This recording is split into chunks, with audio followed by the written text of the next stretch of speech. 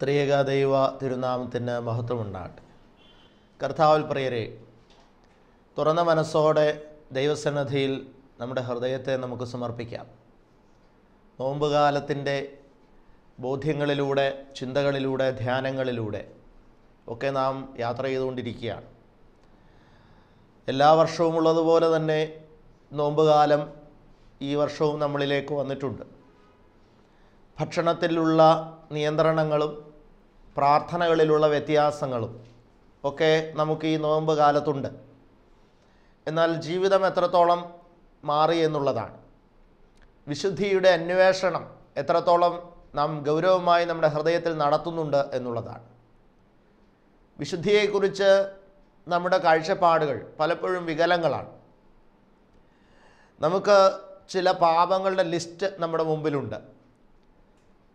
ചില പ്രവർത്തികൾ, ചില തെറ്റായ പ്രവർത്തികളുടെ ലിസ്റ്റ് നമ്മുടെ മുമ്പിലുണ്ട്. അത് വേദപുസ്തകം പറയുന്ന പാപങ്ങളുടെ ലിസ്റ്റുണ്ട്, സമൂഹം പറയുന്ന പാപങ്ങളുടെ ലിസ്റ്റുണ്ട്, നാടിൻ്റെ നിയമം അനുശാസിക്കുന്ന തെറ്റുകളുടെ ലിസ്റ്റൊക്കെ ഉണ്ട്. അപ്പോൾ നമ്മളെപ്പോഴും വിശുദ്ധിയെ പരീക്ഷിക്കുന്നത്, അല്ലെങ്കിൽ ഞാൻ വിശുദ്ധിയിലാണോ എന്നുള്ളതിൻ്റെ പരിശോധന നടത്തുന്നത് ഈ ലിസ്റ്റിൻ്റെ ഒരു അടിസ്ഥാനത്തിലാണ്. ഈ ലിസ്റ്റിൽ ഞാൻ എന്തെല്ലാം ചെയ്യുന്നു, ഈ ലിസ്റ്റിൽ ഞാൻ എന്തെല്ലാം ചെയ്യുന്നില്ല എന്നുള്ളതിൻ്റെ അടിസ്ഥാനത്തിലാണ് പലപ്പോഴും വിശുദ്ധിയുടെ അന്വേഷണം, പരിശോധനയും നാം നടത്തുന്നത്. എന്നാൽ വിശുദ്ധിയുടെ അന്വേഷണം വാസ്തവത്തിൽ ഇതിലപ്പുറമാണ്. പലപ്പോഴും നടക്കില്ലാത്ത ഒരു യാഥാർത്ഥ്യമാണ് ലിസ്റ്റിലുള്ള ഓരോന്നോരോന്നായി നമ്മുടെ ജീവിതത്തിൽ നിന്ന് പറിച്ചു കളയുക എന്ന് പറയുന്ന ഒരു അനുഭവം. പലരും ശ്രമിക്കുന്നത് അതിനു വേണ്ടിയിട്ടാണ്.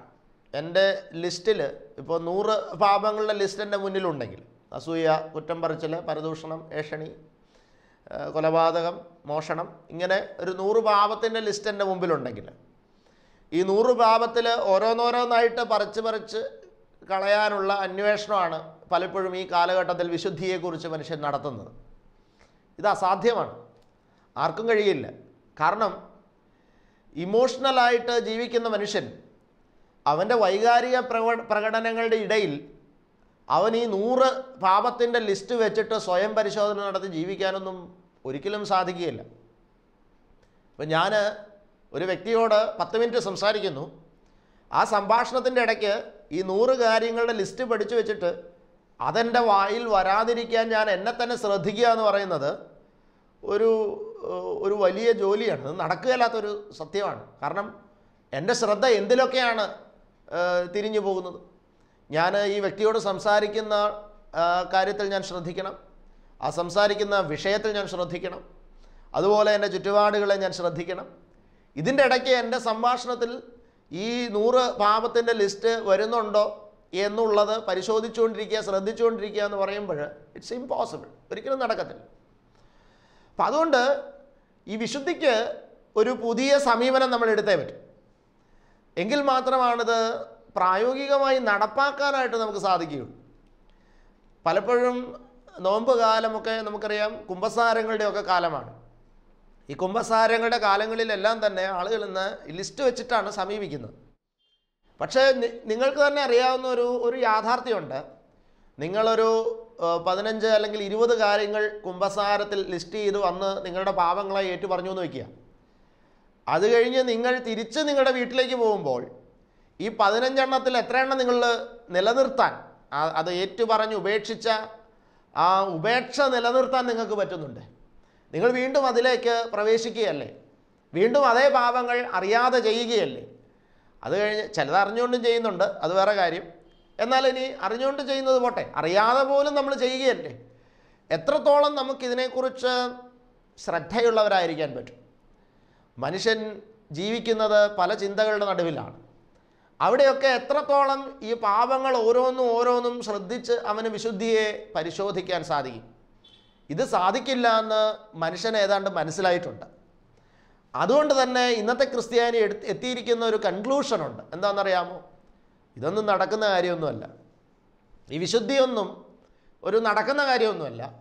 മറിച്ച് ഇത് ഇങ്ങനെ കുമ്പസാരിക്കുക, പാപം ചെയ്യുക, കുമ്പസാരിക്കുക, പാപം ചെയ്യുക എന്ന് പറയുന്ന ഒരു റൊട്ടീൻ പ്രോസസ്സിൽ അങ്ങ് ജീവിച്ചാൽ മതി എന്നുള്ള ഒരു കൺക്ലൂഷനിലാണ് ഇന്നത്തെ ക്രിസ്ത്യാനികൾ എത്തിയിരിക്കുന്നത്. ഇവിടെയാണ് വിശുദ്ധിയുടെ ഒരു പുതിയ ഡയമെൻഷൻ അല്ല, ഇത് വേദപുസ്തകത്തിൻ്റെ അടിസ്ഥാന ഡയമെൻഷൻ ആണെങ്കിലും നമ്മളത് ശ്രദ്ധിച്ചിട്ടില്ല എന്ന് വേണം കരുതാൻ. നമ്മൾ ശ്രദ്ധിക്കാത്ത എന്നാൽ വിശുദ്ധിയിൽ നാം പാലിച്ചിരിക്കേണ്ട ഒരു യഥാർത്ഥ ഡയമെൻഷൻ എന്താണെന്നുള്ളത് പത്രോസ് അപ്പോസ്തലൻ്റെ ലേഖനത്തിൽ നിന്ന് നിങ്ങൾക്കൊരു സൂചന പങ്കുവയ്ക്കാൻ ഞാൻ ആഗ്രഹിക്കുകയാണ്. അത് 1 പത്രോസ് 1-ാം അധ്യായത്തിൻ്റെ 13, 14, 15 വാക്യങ്ങളാണ്. 1 പത്രോസ് 1-ാം അധ്യായത്തിൻ്റെ 13, 14, 15 വാക്യങ്ങൾ ശ്രദ്ധിക്കാം. ഇങ്ങനെ ഇവിടെ വായിക്കുന്നു: ആകയാൽ നിങ്ങളുടെ മനസ്സ് ഉറപ്പിച്ച് നിർമ്മതരായി ക്രിസ്തുവിൻ്റെ പ്രത്യക്ഷതയെങ്കിൽ നിങ്ങൾക്ക് വരുവാനുള്ള കൃപയിൽ പൂർണ്ണ പ്രത്യാശ വെച്ചുകൊള്ളുവിൻ. പണ്ട് നിങ്ങളുടെ അജ്ഞാനകാലത്ത് ഉണ്ടായിരുന്ന മോഹങ്ങളെ മാതൃകയാക്കാതെ നിങ്ങളെ വിളിച്ച് വിശുദ്ധന് ഒത്തവണ്ണം അനുസരണമുള്ള മക്കളായി എല്ലാ നടപ്പിലും വിശുദ്ധരാകുവിൻ. 16-ാമത്തെ വാക്യം കൂടെ ചേർത്ത് വായിക്കുന്നു: ഞാൻ വിശുദ്ധനാകയാൽ നിങ്ങളും വിശുദ്ധരായിരിപ്പീൻ എന്ന് എഴുതിയിരിക്കുന്നുവല്ലോ. പ്രിയപ്പെട്ടവരെ, പത്രോസ് അപ്പോസ്തലൻ വളരെ ചുരുക്കമാണ് എഴുതിയിട്ടുള്ളൂ എങ്കിലും നമ്മളുടെ നിർണായകമായ പല പ്രശ്നങ്ങളുടെയും സൊല്യൂഷൻ പത്രോസ് അപ്പോസ്തലൻ തൻ്റെ ലേഖനങ്ങളിൽ പ്രതിപാദിച്ചിട്ടുണ്ട്. അതിലുള്ള വിശുദ്ധിയുടെ ഒരു പ്രധാന സൊല്യൂഷനാണ്, വിശുദ്ധിയെ സംബന്ധിച്ചിട്ടുള്ള ക്രിസ്ത്യാനി ഫേസ് ചെയ്യുന്ന പ്രതിസന്ധിയുടെ ഒരു നിർണായകമായ സൊല്യൂഷനാണ് ഈ വാക്യങ്ങളിൽ നമുക്ക് കാണാൻ സാധിക്കുന്നത്. ഒരു മനുഷ്യൻ എങ്ങനെയാണ് വിശുദ്ധിയെ സമീപിക്കേണ്ടത്? അതിന് 13-ാമത്തെ വാക്യത്തിൽ പറയുന്നത്: നിങ്ങളുടെ മനസ്സ് ഉറപ്പിച്ച് നിർമ്മതരായി ക്രിസ്തുവിൻ്റെ പ്രത്യക്ഷതയെങ്കിൽ നിങ്ങൾക്ക് വരുവാനുള്ള കൃപയിൽ പൂർണ്ണ പ്രത്യാശ വെച്ചുകൊള്ളുവിൻ. നിങ്ങളുടെ മനസ്സ് ഉറപ്പിച്ച് നിർമ്മതരായി എന്ന് പറഞ്ഞാൽ എന്താണ് ഉദ്ദേശിക്കുന്നത്? നമ്മുടെ മനസ്സിൻ്റെ ഒരു ഫോക്കസ് എന്ന് പറയുന്ന ഒരു പോയിന്റ് ആണ് പൗലോസ് അപ്പോസ്തലൻ ഇവിടെ പ്രതിപാദിക്കുന്നത്. വിശുദ്ധിയിൽ ജീവിക്കാൻ ഒരു മനുഷ്യന് ഉറച്ച ഒരു മനസ്സാവശ്യമാണ്. ഞാനതിനെ അങ്ങനെ വ്യാഖ്യാനിക്കാൻ ആഗ്രഹിക്കുകയാണ്. വിശുദ്ധിയിൽ ജീവിക്കാൻ ഒരു മനുഷ്യന് ഉറച്ചൊരു മനസ്സ്. ഉറയ്ക്കുക എന്ന് പറഞ്ഞാൽ എന്താണ് അതുകൊണ്ട് ഉദ്ദേശിക്കുന്നത്? ഉറയ്ക്കുക എന്ന് പറഞ്ഞാൽ ആ ഉറയ്ക്കുന്നത് ഏതെങ്കിലും ഒരു ഇടത്താണ്, ഇല്ലേ? വെറുതെ ആകാശത്ത് ഉറയ്ക്കാൻ പറ്റത്തില്ല. അനിശ്ചിതത്വം നിറഞ്ഞ ഒരു അന്തരീക്ഷത്തിൽ ഉറയ്ക്കാൻ പറ്റത്തില്ല. ഉറയ്ക്കുക എന്ന് പറഞ്ഞാൽ ഒരു ബേസിൽ ഒരു വസ്തു ഫിക്സ് ചെയ്യുക എന്ന് പറയുന്നതാണ്. അപ്പോൾ ഉറയ്ക്കുക എന്ന് പറയുമ്പോൾ അവിടെ അണ്ടർസ്റ്റുഡ് ആയിട്ടുള്ളൊരു കാര്യമുണ്ട്, അവിടെ ഒരു ബേസ് ഉണ്ട് എന്നുള്ളതാണ്. ഈ ബേസിലേക്കാണ് മറ്റൊന്ന് വന്നുറയ്ക്കുന്നത്. അവിടെയാണത് ഉറച്ചിരിക്കാനായിട്ട് സാധിക്കുകയുള്ളൂ. ഒരു ബേസ് ഉണ്ടെങ്കിൽ മാത്രമേ ഉറയ്ക്കൽ എന്ന് പറയുന്ന ആ ഒരു അവസ്ഥയ്ക്ക് പ്രസക്തിയുള്ളൂ. ഒരു ബേസ് നിലനിൽക്കുമ്പോൾ മാത്രമാണ്. അപ്പോൾ ഇന്നത്തെ ക്രിസ്ത്യാനിയുടെ പ്രശ്നം എന്തെന്നാൽ അവൻ്റെ ബേസ് എന്ന് പറയുന്നത് തകർന്നതാണ്. അവന് കൃത്യമായി ഒരു ബേസ് ഇല്ല. അതാണ് പ്രശ്നം. അവൻ്റെ ബേസ് പല കാര്യങ്ങളിൽ കിടന്ന് കറങ്ങുകയാണ്. കൃത്യമായ ഒരു ഉറപ്പ് അവനൊന്നിലുമില്ല. ഒരു മനുഷ്യൻ്റെ മനസ്സ് കൃത്യമായി ക്രിസ്തു എന്ന ബേസ്മെൻറ്റിൽ ഫിക്സ് ചെയ്യപ്പെട്ടതല്ല. നമുക്കറിയാം എന്തൊക്കെ അടിത്തറകളാണ് ഒരു മനുഷ്യൻ്റെ ഹൃദയത്തിൽ വരാൻ സാധ്യതയുള്ളത്. ഒന്ന്, ഇപ്പോൾ ഒരുവൻ ഒരു ക്രിസ്ത്യാനിയാണെന്ന് കരുതുക, യേശുക്രിസ്തുവിനെ വിശ്വസിക്കുന്ന ഒരാളാണെന്ന് കരുതുക. ക്രിസ്തു എന്നൊരു അടിത്തറ അവൻ്റെ ഹൃദയത്തിൽ ഉണ്ടാകണം. ഓക്കെ, ക്രിസ്തു എന്നൊരു അടിത്തറ, ഒന്നാമത്തെ ബേസ്, ക്രിസ്തു എന്ന ബേസ്. രണ്ടാമത്തെ ബേസ് എന്താണ്? രണ്ടാമത്തെ ബേസ് എന്ന് പറയുന്നത് അവൻ്റെ ലോകമോഹങ്ങൾ എന്ന് പറയുന്ന ബേസാണ്. ലോകമോഹങ്ങൾ ഇത് അവനിലുണ്ട്. ക്രിസ്ത്യാനിക്ക് ഉണ്ടാകാൻ പാടില്ലാത്തതാണ്, പക്ഷേ ഇത് മനുഷ്യനിലുണ്ട്. ലോകമോഹങ്ങൾ, ഇഷ്ടങ്ങൾ എന്ന് പറയുന്ന ബേസ് അവിടെ മറ്റൊന്നവിടെ നിലനിൽക്കുകയാണ്. ഞാനിതിനെ ലോകമോഹങ്ങൾ എന്ന ഒറ്റ വാക്കിൽ നിർത്തിയെന്ന് മാത്രമേ ഉള്ളൂ. ഈ ലോകമോഹങ്ങളുടെ ഉള്ളിൽ സാമ്പത്തികമായ അടിത്തറ, ജോലി എന്ന ബേസ്മെൻറ്റ്, എഡ്യൂക്കേഷൻ എന്ന് പറയുന്ന ബേസ്മെൻറ്റ്, അതുപോലെ ഹെൽത്ത്, ആരോഗ്യം എന്ന് പറയുന്ന അടിത്തറ, എൻ്റെ ആഡംബരം ജീവിതം എന്ന് പറയുന്ന അടിത്തറ, എൻ്റെ പുതിയത് സമ്പാദിക്കാനും സ്വന്തമാക്കാനുമുള്ള എൻ്റെ ഹൃദയത്തിൻ്റെ ആഗ്രഹങ്ങളുടെ അടിത്തറ, ഇങ്ങനെയുള്ള കുറേ ഘടകങ്ങളുണ്ട്. ഞാൻ അതിനെല്ലാം കൂടെ ഒറ്റ ബേസ് ഉപയോഗിച്ചെന്ന് മാത്രമേ ഉള്ളൂ, ലോകമെന്ന് പറയുന്ന അടിത്തറ. അപ്പോൾ ദൈവമെന്ന് പറയുന്ന ഒരു അടിത്തറയും ലോകമെന്ന് പറയുന്ന അടിത്തറയിലും അങ്ങോട്ടും ഇങ്ങോട്ടും ചാടിക്കളിക്കുന്ന ക്രിസ്ത്യാനിയാണ് ഇന്നത്തെ ക്രിസ്ത്യാനി. അതുകൊണ്ട് ഇന്നത്തെ ക്രിസ്ത്യാനിക്കൊരു ഉറപ്പുള്ള ബേസില്ല. അതാണ് അവൻ്റെ ബേസിന് അവന് ഉറയ്ക്കാൻ, അവൻ്റെ ഹൃദയത്തിന് ഉറയ്ക്കാൻ ഒരു സ്പേസിൽ അവൻ അനുവാദം കൊടുക്കുന്നില്ല. ഒന്നുകിൽ അവൻ ക്രിസ്തുവിൽ കുറേ സമയം ചിലവഴിക്കുന്നു, ക്രിസ്തു എന്ന ബേസ്മെൻറ്റിനോട് ചുറ്റിപ്പറ്റി അവൻ്റെ സമയം ചിലവഴിക്കുന്നു, പിന്നെ അങ്ങോട്ട് മാറി ലോകമെന്ന ബേസ്മെൻറ്റിനോട് ചുറ്റിപ്പറ്റി കുറേ സമയം ചിലവഴിക്കുന്നു. ഇതിങ്ങനെ ഒരു അങ്ങോട്ടും ഇങ്ങോട്ടും കിടന്ന് അങ്ങോട്ടും ഇങ്ങോട്ടും തള്ളുന്ന ഒരു അനുഭവത്തിലാണ് നടക്കുന്നത്. പല രീതിയിൽ രണ്ട് വഞ്ചിയിൽ കാല് വയ്ക്കുന്നു എന്നൊക്കെ പറയുന്ന ഒരനുഭവത്തിലാണ് നടക്കുന്നത്. ക്രിസ്തു എന്ന ഒരു അടിത്തറയിൽ ഒരുവൻ്റെ ഹൃദയം ഉറച്ചാൽ മാത്രമേ വിശുദ്ധി അവന് സാധ്യമാകൂ എന്ന് പറയുന്ന ഒരു അടിത്തറ ആ ഒരു അടിസ്ഥാന ബോധ്യം നിങ്ങൾ ദയവായി തിരിച്ചറിയുക. നിങ്ങൾ ഒരു ഭാഗത്ത് ലോകത്തിൻ്റെ മോഹങ്ങളിലും ഒരു ഭാഗത്ത് ദൈവത്തിൻ്റെ ഹിതങ്ങളിലും കിടന്ന് താളം തല്ലിയാൽ നിങ്ങൾക്കൊരിക്കലും വിശുദ്ധിയിൽ നിലനിൽക്കാൻ സാധിക്കുകയില്ല. തിരിച്ചറിയണം. ഇത് നമ്മൾ ക്രിസ്തുവിൽ ഉറപ്പിച്ചിട്ടില്ല. നമ്മുടെ ഹൃദയത്തിൽ ക്രിസ്തുവിൽ ഉറപ്പിക്കാൻ നമുക്കത്ര താല്പര്യവുമില്ല. പക്ഷേ ക്രിസ്തു നമ്മുടെ അരികിൽ വേണം താൻ. ക്രിസ്തുവിനെ ഉപേക്ഷിക്കാനൊന്നും ക്രിസ്ത്യാനി തയ്യാറൊന്നുമല്ല. ക്രിസ്തു എൻ്റെ അരികിൽ വേണം, പക്ഷേ ക്രിസ്തുവിൽ ഉറയ്ക്കാൻ എനിക്ക് മനസ്സില്ല. എൻ്റെ ഉറയ്ക്കലുകൾ എൻ്റെ മനസ്സ് ഇങ്ങനെ ലോകത്തിലും ദൈവത്തിലുമായിട്ട് ഇങ്ങനെ താളം തല്ലി നടക്കും. അതിൽ ഞാൻ ദൈവത്തിൻ്റെ അടുത്ത് വരുന്ന സമയത്ത് ദൈവം എനിക്ക് വേണ്ടതെല്ലാം ചെയ്തു തന്നോളാം. ഇനി ഞാൻ ലോകത്തിലോട്ട് പോകുന്ന സമയത്ത് ലോകത്തിൻ്റെ ഇഷ്ടം അനുസരിച്ച് ഞാൻ ജീവിക്കണം. ഈ ഒരു താളം തല്ലലിനിടയിൽ, ഈ രണ്ട് വഞ്ചിയിലുള്ള യാത്രയുടെ ഇടയിൽ ഒരിക്കലും ഒരു മനുഷ്യന് വിശുദ്ധി ജീവിക്കാൻ പറ്റത്തില്ല. അതുകൊണ്ട് ഈ നൊയമ്പ് കാലത്ത് നിങ്ങൾ വിശുദ്ധി സീരിയസ് ആയിട്ട് എടുക്കുന്നുണ്ടെങ്കിൽ ഞാൻ നിങ്ങളോട് പറയട്ടെ, നിങ്ങളുടെ ഹൃദയം ക്രിസ്തുവിൽ ഉറപ്പിക്കാനായിട്ട് ദയവായിട്ടൊന്ന് ശ്രദ്ധിക്കാം. അതല്ലാതെ നിങ്ങളിങ്ങനെ തെറ്റിൻ്റെ ലിസ്റ്റ് വെച്ചിട്ട് ഓരോ പാപവും ഞാൻ പാലിക്കുന്നുണ്ടോ എന്ന് നിങ്ങൾ ഈ ലോകത്തിൽ കിടന്നുകൊണ്ട്, ലോകത്തിൻ്റെ മോഹങ്ങളിൽ കിടന്നുകൊണ്ട് നിങ്ങൾ അന്വേഷണം നടത്തിക്കൊണ്ടിരുന്നാൽ നിങ്ങൾക്ക് ഒരിക്കലും അത് സാധിക്കുകയില്ല. സീരിയസ് ആയിട്ട് വിശുദ്ധി അന്വേഷിക്കുന്നുണ്ടെങ്കിൽ നിങ്ങളുടെ ഹൃദയം ഒന്ന് ക്രിസ്തുവിൽ ഉറയ്ക്കട്ടെ. ക്രിസ്തുവിൽ ഹൃദയം ഉറയ്ക്കാതിരിക്കാനുള്ള എല്ലാ തന്ത്രങ്ങളും സാത്താൻ ഇന്ന് നമ്മുടെ സമൂഹത്തിൽ സൃഷ്ടിക്കുന്നുണ്ട്. ഇന്ന് നമുക്കറിയാം, എല്ലാവരും വളരെ തിരക്കാണ്. ക്രിസ്തുവിൽ ഒരു മനുഷ്യൻ ഉറയ്ക്കാൻ വേണ്ട ഘടകങ്ങൾ എന്തൊക്കെയാണ്? ഒരു മനുഷ്യൻ ക്രിസ്തുവിൽ ഉറയ്ക്കണമെങ്കിൽ നമുക്കറിയാം, ഒരു വസ്തു ഒരു ബേസ്മെൻറ്റിൽ ഉറപ്പിക്കണമെന്നുണ്ടെങ്കിൽ ആദ്യം തന്നെ ആ ബേസ്മെൻറ്റിനോട് ചേർത്ത് വെക്കണം. അത് ബേസ്മെൻറ്റിനോട് ചേർത്ത് വെച്ച് അവിടെ സ്ക്രൂ ചെയ്തോ നട്ടും ബോൾട്ടും ഇട്ടത് ഫിക്സ് ചെയ്യണം. ഇവിടെ ക്രിസ്തുവിനോട് ചേർന്ന് ഇരിക്കാനായിട്ടൊരു ടൈം നമ്മൾ ചിലവഴിക്കുന്നില്ല. അതിനു വേണ്ടിയിട്ടുള്ള ഒരു അന്വേഷണം നമുക്കില്ല. ക്രിസ്തുവിനോട് ചേർന്നിരിക്കാനുള്ള ഒരു പരിശ്രമം നമുക്കില്ല. നമ്മൾ ഇന്ന് പിശാച് സൃഷ്ടിക്കുന്ന ഒരു പ്രധാന തന്ത്രം എന്താണെന്നറിയാമോ? ക്രിസ്തുവിനോടൊപ്പം ഇരിക്കാനുള്ള അവൻ്റെ ടൈമിനെ മറ്റ് പലതിനോടുമൊപ്പം ഇരിക്കാനായിട്ട് എൻഗേജ് ചെയ്യിപ്പിക്കുന്ന തന്ത്രമാണ് പിശാച് ചെയ്തുകൊണ്ടിരിക്കുന്നത്. മറ്റ് പലതിലേക്കും എൻഗേജ്ഡ് ആക്കിക്കൊണ്ടിരിക്കുകയാണ് സാത്താൻ. അങ്ങനെ ക്രിസ്തുവിനോട് ചേർന്നിരിക്കാനുള്ള സമയത്തെ അവൻ തട്ടിക്കളയുന്നു മനുഷ്യനിൽ. നമുക്കറിയാം, ഞാൻ സാധാരണ പറയാറുണ്ട്, ഒരു 40 വർഷം മുമ്പ് ഒരു വ്യക്തിക്ക് പ്രാർത്ഥിക്കാനിരിക്കണമെങ്കിൽ പ്രത്യേകിച്ച് ഒന്നിനോടും നോ പറയേണ്ട ആവശ്യമൊന്നുമില്ല.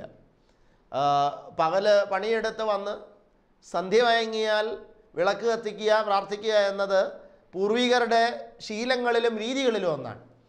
അവരെ സംബന്ധിച്ചിടത്തോളം ഇന്നത്തെ പോലെ ഓടിച്ചിട്ട നമസ്കാരങ്ങളൊന്നുമല്ല അവർ നടത്തിയിരുന്നത്. നല്ലവണ്ണം പാട്ടൊക്കെ പാടി വേദപുസ്തകമൊക്കെ വായിച്ച് സന്ധ്യാ നമസ്കാരമൊക്കെ നടത്തി 1.5 മണിക്കൂറോളം അല്ലെങ്കിൽ 1 മണിക്കൂറെങ്കിലും ചിലവഴിക്കുന്ന നമസ്കാരങ്ങളാണ് അവർ പ്രഭാതങ്ങളിലും സന്ധ്യകളിലും ഒക്കെ നടത്തിയിരുന്നത്. ഇന്ന് ഇതൊന്നും നടത്തുന്നില്ല എന്ന് ഓർക്കണം. ഇതൊക്കെ 5 മിനിറ്റ് 10 മിനിറ്റിലേക്കൊക്കെ ഓടിച്ചിട്ട് ചുരുക്കി. ഇനി അവിടെ പോലും എനിക്ക് തിരക്ക് വന്നാൽ ഞാൻ മാറ്റിവെക്കുന്നത് എന്താണ്? ഞാൻ ഈ പ്രാർത്ഥനയാണ് ഞാൻ മാറ്റിവെക്കുന്നത് എന്നുള്ളതാണ്. ഞാനിത് ഒരു കാര്യം മാത്രം പ്രൂവ് ചെയ്യാൻ വേണ്ടിയിട്ടാണ് ഞാനിത് ഉന്നയിച്ചത്. പ്രിയപ്പെട്ടവരെ, നമ്മളൊക്കെ ക്രിസ്തുവിനോട് ഉറയ്ക്കാൻ വേണ്ട കാര്യങ്ങൾ നിർവഹിക്കാൻ തക്കവണ്ണം നമ്മളുടെ പ്രോഗ്രാം ഷെഡ്യൂൾ ചെയ്യുന്നില്ല, നമ്മുടെ സമയം ഷെഡ്യൂൾ ചെയ്യുന്നില്ല. ഇവിടെയാണ് നമ്മുടെ തെറ്റ്.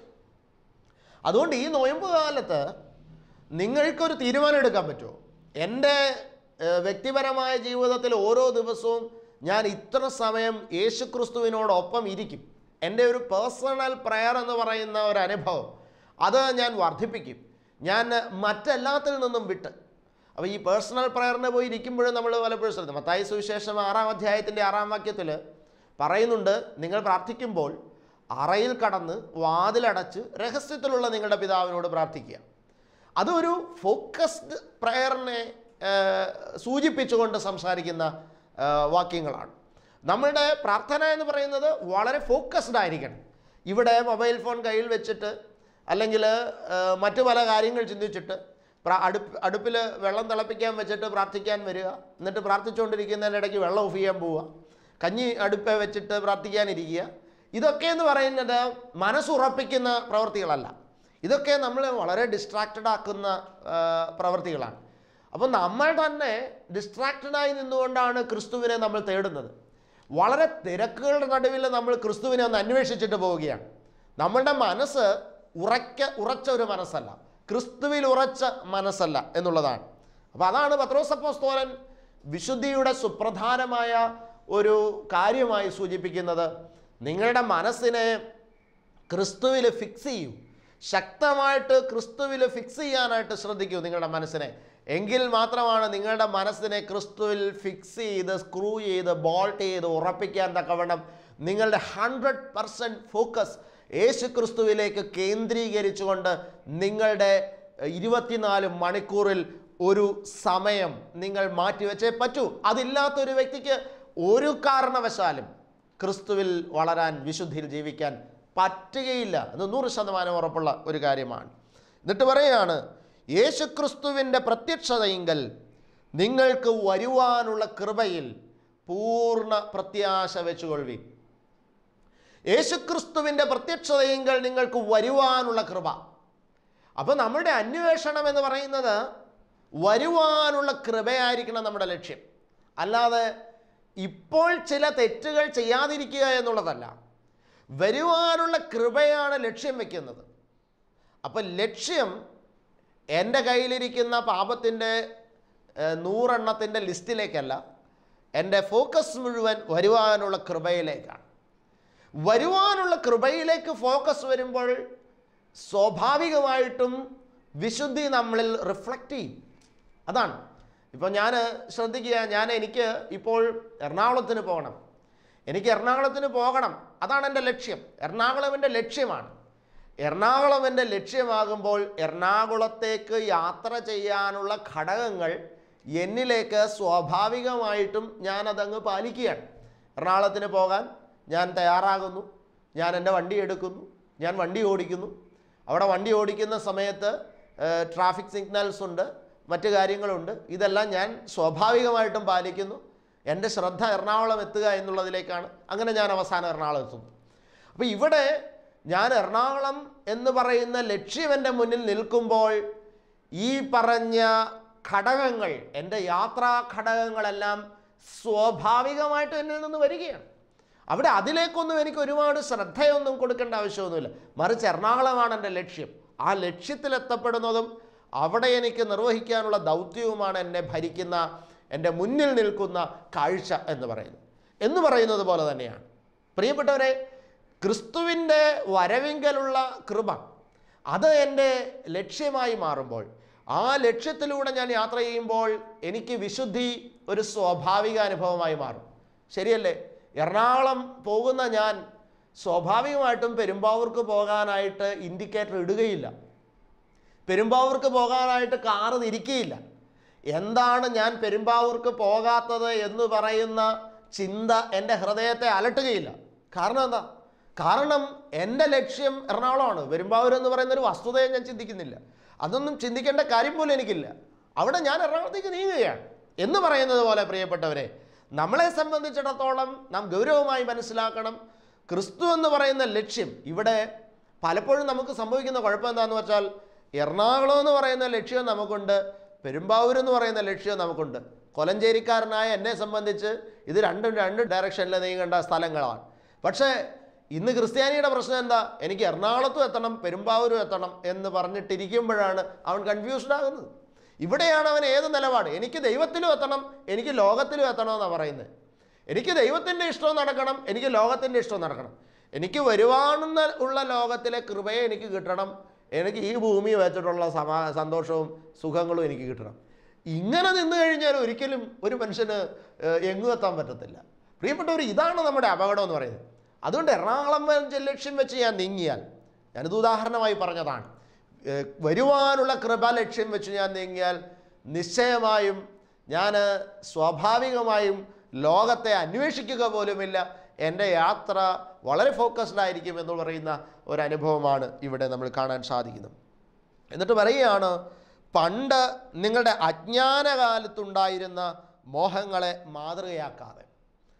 അപ്പോൾ ഇവിടെ പത്രോസ് അപ്പോസ്തലൻ രണ്ട് കാലഘട്ടമായിട്ട് ഒരു ക്രിസ്ത്യാനിയുടെ ജീവിതത്തെ തിരിച്ചാണ് അവതരിപ്പിക്കുന്നത്. അപ്പോൾ ഈ രണ്ട് കാലഘട്ടത്തിൽ ഒരു കാലഘട്ടം എന്ന് പറയുന്നത്, അതിനൊരു പേരിട്ടിട്ടുണ്ട് പത്രോസ്. അത് അജ്ഞാനകാലം എന്ന് പറയുന്ന ഒരു പേര് ആണ് ഇട്ടിരിക്കുന്നത്. അത് പണ്ടുണ്ടായിരുന്നതാണെന്നും സൂചിപ്പിക്കുന്നുണ്ട്. നിങ്ങളുടെ ആദ്യ കാലഘട്ടം, മാനസാന്തരത്തിന് മുൻപുള്ള കാലഘട്ടം, ക്രിസ്തുവിലേക്ക് വരുന്നതിന് മുമ്പുള്ള കാലഘട്ടം, അതിനിട്ടിരിക്കുന്ന പേരാണ് അജ്ഞാനകാലം. അജ്ഞാനകാലത്തിൻ്റെ പ്രത്യേകത പറയുന്നതാണ് അജ്ഞാനകാലത്തെ മോഹങ്ങൾ എന്ന് പറഞ്ഞാൽ, അജ്ഞാനകാലത്തിൽ മോഹങ്ങൾ ഒരു മനുഷ്യനിലുണ്ട്. അപ്പോൾ അതിൽ സ്വാഭാവികമായിട്ടും ഒരു സൂചനയുണ്ട്. ഈ അജ്ഞാനകാലത്തിനപ്പുറമായിട്ട് വേറൊരു കാലമുണ്ട്, ജ്ഞാനകാലം എന്ന് പറഞ്ഞാൽ ക്രിസ്തുവിലുള്ള പരിജ്ഞാനം നമ്മൾ നിറയപ്പെട്ട വേറൊരു കാലം. അതാണ് ക്രിസ്തുവിൽ രൂപാന്തരപ്പെട്ട, മാനസാന്തരപ്പെട്ട, ക്രിസ്തുവിൽ ജീവിക്കുന്ന ഒരു കാലം എന്ന് പറയുന്നത്. അപ്പോൾ പത്രോസ് ഇവിടെ സംസാരിക്കുന്നത് ഇങ്ങനെയാണ്, ഈ രണ്ട് കാലത്തിൽ നീ ഏത് കാലത്തിലാണ് കിടക്കുന്നത്? അപ്പോൾ വിശുദ്ധി എന്ന് പറയുന്നത് ഈ ലോകമോഹത്തിൻ്റെ അജ്ഞാനകാലത്ത് ജീവിച്ചുകൊണ്ട് നിനക്കൊരിക്കലും വിശുദ്ധി നടപ്പാക്കാൻ സാധ്യമല്ല. വിശുദ്ധി എന്ന് പറയുന്നത് ലോകമോഹത്തിൻ്റെ അജ്ഞാനകാലത്തെ ഉപേക്ഷിച്ചിട്ട് ക്രിസ്തുവിലുള്ള പരിജ്ഞാനകാലത്തെ സ്വീകരിക്കുന്ന അനുഭവമാണ്. ഇത് നമ്മൾ എത്രത്തോളം മനസ്സിലാക്കുന്നുണ്ട്? ഇന്ന് നമ്മൾ ശ്രമിക്കുന്ന വിശുദ്ധി എങ്ങനെയാണെന്നറിയാമോ? ലോകമോഹത്തിൻ്റെ അജ്ഞാനകാലത്ത് ജീവിച്ചുകൊണ്ട് ക്രിസ്തുവിൻ്റെ പരിജ്ഞാനം സ്വന്തമാക്കാനുള്ള അന്വേഷണമാണ്. ഇത് ഒരിക്കലും നടക്കത്തില്ല, ഒരിക്കലും നടക്കുകയില്ല. അതുകൊണ്ട് ലോകമോഹത്തിൻ്റെ അജ്ഞാനകാലത്തെ ഉപേക്ഷിച്ച് ക്രിസ്തുവിനുള്ള പരിജ്ഞാനകാലത്തെ സ്വീകരിച്ച് ജീവിക്കാനുള്ള ഒരന്വേഷണം നമ്മുടെ ഹൃദയത്തിലുണ്ടാകണം. അവിടെ പത്രോസ് പറയുകയാണ്, പഴയ കാലത്തിലേക്ക് നീ തിരിഞ്ഞു പോകരുതെന്നാണ് പറയുന്നത്. നിൻ്റെ അജ്ഞാനകാലത്തെ മോഹങ്ങളെ മാതൃകയാക്കരുത് ഈ പരിജ്ഞാനകാലത്ത്. ഇത് മനസ്സിലാക്കണം. അപ്പോൾ രണ്ട് കാലഘട്ടമായി തന്നെ പത്രോസ് വിശുദ്ധിയെയും അശുദ്ധിയെയും തിരിക്കുകയാണ്. ഒരു മനുഷ്യൻ്റെ ജീവിതത്തിൽ വിശുദ്ധിയും അശുദ്ധിയും എന്ന് പറയുന്നത് രണ്ട് കാലഘട്ടത്തിൻ്റെ യാഥാർത്ഥ്യങ്ങളാണ്. ഒരേ സമയത്ത് ഉള്ള രണ്ട് തലങ്ങളല്ല. ഇന്ന് നമ്മൾ വിശുദ്ധിയെ കാണുന്നത് ഒരേ സമയത്തുള്ള രണ്ട് കാര്യങ്ങളായിട്ടാണ്. നിങ്ങൾ പരിശോധിക്കൂ, ഇപ്പോൾ തന്നെ ഇന്ന് എന്ന് പറയുന്ന ദിവസം എന്നിൽ അശുദ്ധിയുണ്ട് വിശുദ്ധിയുണ്ടെന്നാണ് നമ്മൾ പറയുന്നത്. അതെങ്ങനെ സാധിക്കും? പത്രോസ് പറയുന്നു, ഇന്ന് എന്ന് പറയുന്ന ദിവസം എന്നിൽ അശുദ്ധിയുണ്ട് വിശുദ്ധിയുണ്ട്, നാളെ എന്ന് പറയുന്ന ദിവസം എനിക്ക് അശുദ്ധിയുണ്ട് വിശുദ്ധിയുണ്ട്. ഇതാണ് നമ്മൾ ചിന്തിക്കുന്ന ഒരു രീതി. എന്നിട്ട് ഇതിങ്ങനെ എന്നും അങ്ങനെ പോകും. അശുദ്ധി ഉണ്ടാവും, വിശുദ്ധി ഉണ്ടാവും, ഇങ്ങനെ അങ്ങ് പോകും. ചില ദിവസം അശുദ്ധി മാത്രമേ ഉള്ളൂ, വിശുദ്ധി ഇല്ല, ഇങ്ങനെ അങ്ങ് പോകും. അപ്പോൾ ഇന്ന് അശുദ്ധി മാത്രമേ ഉള്ളൂ, വിശുദ്ധി ഇല്ലെങ്കിൽ എന്നാൽ പിന്നെ നാളെ ഒരു ദിവസം ഞാൻ അശുദ്ധിയൊക്കെ അങ്ങ് ഒഴിവാക്കി വിശുദ്ധി ജീവിച്ചേക്കാം. ഇങ്ങനെയൊക്കെയുള്ള ഒരു ബാലൻസിങ് ആണ് ഇന്നത്തെ തലമുറ ചെയ്യുന്നത്. അതുകൊണ്ട് നോമ്പ് കാലം എന്ന് പറയുന്നത് പല ആൾക്കാരും, എനിക്ക് വളരെ കൗതുകം തോന്നിയിട്ടുള്ളൊരു കാര്യമാണ്. ഈ സോഷ്യൽ മീഡിയയിലൊക്കെ ചിലരുടെ മെസ്സേജുകളൊക്കെ വരുമ്പോൾ അതിനകത്ത് ചിലർ ഇങ്ങനെ ഒരു സ്റ്റേറ്റ്മെൻറ്റ് എഴുതി വയ്ക്കുന്നത് കാണാം. ചില പ്രൊവോക്കിംഗ് ആയിട്ടുള്ള കാര്യങ്ങളോടുള്ള അവരുടെ പ്രതികരണം അവർ എഴുതുന്നതാണ്. നോമ്പ് കാലം ആയതുകൊണ്ട് ഞാനൊന്നും പറയുന്നില്ല. അത് ഞാൻ വളരെ ശ്രദ്ധിച്ചിട്ടുള്ള, എനിക്ക് വളരെ തമാശയായിട്ട് തോന്നിയൊരു കാര്യം. നോമ്പ് കാലം ആയതുകൊണ്ട് ഞാനിപ്പോൾ ഒന്നും പറയുന്നില്ല. അപ്പോൾ അതിൻ്റെ അർത്ഥം എന്താണ്? നോമ്പ് കാലം അല്ലാത്തപ്പോൾ എനിക്കിതെല്ലാം പറയാവുന്നല്ല ഈ പറഞ്ഞതിൻ്റെ അർത്ഥം. നോമ്പുകാലം അല്ലെങ്കിൽ ഞാൻ രണ്ട് പറഞ്ഞേനെന്നല്ല ഈ പറഞ്ഞതിൻ്റെ അർത്ഥം. അപ്പോൾ നോമ്പുകാലം ആകുമ്പോൾ മിതത്വം പാലിക്കുകയും നോമ്പുകാലം ആകുമ്പോൾ വിശുദ്ധി പാലിക്കുകയും നോമ്പുകാലം അല്ലാത്തപ്പോൾ വിശുദ്ധി അക്സെപ്റ്റഡ് ആകുകയും ചെയ്യുന്നൊരു നിലപാട് ഏത് വേദപുസ്തകമാണ് നിങ്ങളെ പഠിപ്പിക്കുന്നത്? എനിക്ക് മനസ്സിലാകുന്നില്ല. ചിന്തിക്കുക. ചിലർ പറയും നോമ്പായതുകൊണ്ട് ഞാൻ വിശുദ്ധി എന്ന് പറയുന്നത് എപ്പോഴും ഒരു മനുഷ്യനിൽ ഉണ്ടായിരിക്കേണ്ട യാഥാർത്ഥ്യമാണ്. അത് നോയമ്പ് കാലമൊന്നും നോമ്പല്ലാത്ത കാലമൊന്നും പറയുന്ന വ്യത്യാസമൊന്നുമില്ല. അപ്പോൾ പത്രോസ് പറയുന്നത് അജ്ഞാനകാലത്തെ മോഹങ്ങളാണ്. അത് കഴിഞ്ഞുപോയൊരു കാലമാണ്, അറിവില്ലായ്മയുടെ കാലമാണ്, അത് കഴിഞ്ഞു. ഇപ്പം പരിജ്ഞാനകാലമാണ്. അതുകൊണ്ട് തന്നെ നീ ക്രിസ്തുവിൽ ഉറച്ചു ജീവിക്കുക. എന്നിട്ട് പറയുന്നത് ഇങ്ങനെയാണ്, നിങ്ങളെ വിളിച്ച വിശുദ്ധൻ ഒത്തവണ്ണം അനുസരണയുള്ള മക്കളായി എല്ലാത്തിലും നടപ്പിൻ. അപ്പോൾ വിശുദ്ധിയുടെ പുതിയ നിയമ പെർസ്പെക്റ്റീവ് എന്ന് പറയുന്നത് അനുസരണയാണ്. അപ്പോൾ വിശുദ്ധി എന്ന് പറയുന്നത് വാസ്തവത്തിൽ അനുസരണയാണ്. അതാണ് പത്രോസ് അപ്പോസ്തലൻ ആ വാക്കുകളിൽ എത്തുന്ന ഒരു കൺക്ലൂഷൻ. ദൈവത്തിൻ്റെ വചനത്തെ അച്ചട്ടായി അക്ഷരാർത്ഥത്തിൽ അനുസരിക്കുന്ന അനുഭവത്തിൽ സ്വീകരിച്ചുകൊണ്ട് എല്ലാത്തിനെയും അനുസരിച്ച് ദൈവത്തെ അക്ഷരം പ്രതി അനുസരിച്ച് അനുസരണയുടെ ആത്മീക മക്കളായി ജീവിക്കാനുള്ള അന്വേഷണമാണ് ഇവിടെ നമുക്കുണ്ടാകേണ്ടത്. എന്നിട്ടാണ് പറയുന്നത്, ഞാനും വിശുദ്ധനാകയാൽ നിങ്ങളും വിശുദ്ധരായിരിപ്പീൻ. അപ്പോൾ അതുകൊണ്ട് വിശുദ്ധി എന്ന് പറയുന്നത് അനുസരണയുടെ അനുഭവത്തിൽ ക്രിസ്തുവിൽ ഉറയ്ക്കപ്പെട്ട് നിർമ്മതരായി ഒരു മനുഷ്യൻ തൻ്റെ വരുവാനുള്ള കൃപയിൽ ലക്ഷ്യം വെച്ചുകൊണ്ട് അജ്ഞാനകാലത്തെ മോഹങ്ങളെ ഉപേക്ഷിച്ച് പരിജ്ഞാനകാലത്തെ ക്രിസ്തുവിൽ ജീവിക്കുന്ന ദൈവാനുഭവമാണ് എന്നുള്ള ഒരു തിരിച്ചറിവ്. അങ്ങനെ ക്രിസ്തുവിൽ ജീവിക്കുമ്പോൾ സ്വാഭാവികമായിട്ടും പാപം എൻ്റെ ഒരു അന്വേഷണമേ അല്ലാതെയായി മാറും, എൻ്റെ നിഘണ്ടുവിൽ ഇല്ലാത്ത ഒരു വിഷയമായി മാറും. വാസ്തവത്തിൽ പാപത്തിൻ്റെ ലിസ്റ്റ് പോലും എൻ്റെ കയ്യിൽ ആവശ്യമില്ല. കാരണം ഞാനത് അന്വേഷിക്കുന്നില്ല, അതെൻ്റെ നിഘണ്ടുവിലില്ല, എൻ്റെ ലൈഫിൽ അതില്ല. അതുകൊണ്ട് തന്നെ ഞാനത് അന്വേഷിക്കാതെ വിടുന്ന ഒരു അനുഭവമായി മാറും. ഈ നോമ്പുകാലത്ത് ഇപ്രകാരമുള്ള ഒരു വിശുദ്ധിയുടെ ചൈതന്യത്തിലേക്ക് ദൈവം നിങ്ങളെ നയിക്കട്ടെ എന്ന് ആശംസിച്ചുകൊണ്ട് വചന ശുശ്രൂഷ അവസാനിപ്പിക്കുന്നു. നമുക്ക് പ്രാർത്ഥിക്കാം. കരുണാസമ്പന്നായ തമ്പുരാനെ, കേൾപ്പിച്ച വചനങ്ങൾക്കായി സ്തോത്രം. അവിടുന്ന് ഞങ്ങളോട് ഇടപെട്ടതിനായി അങ്ങേ സ്തുതിക്കുന്നു. നാഥ, ഞങ്ങളുടെ ഹൃദയങ്ങളെ അവിടുന്ന് യഥാർത്ഥ വിശുദ്ധിയിലേക്ക് നയിക്കണമേ. നാഥ, അവിടെ ഇവിടെയും ഉറച്ച് വിശുദ്ധിയുടെ അനുഭവം ഞങ്ങളുടെ ജീവിതത്തിൽ ഞങ്ങൾ തട്ടിക്കളയുകയാണ്.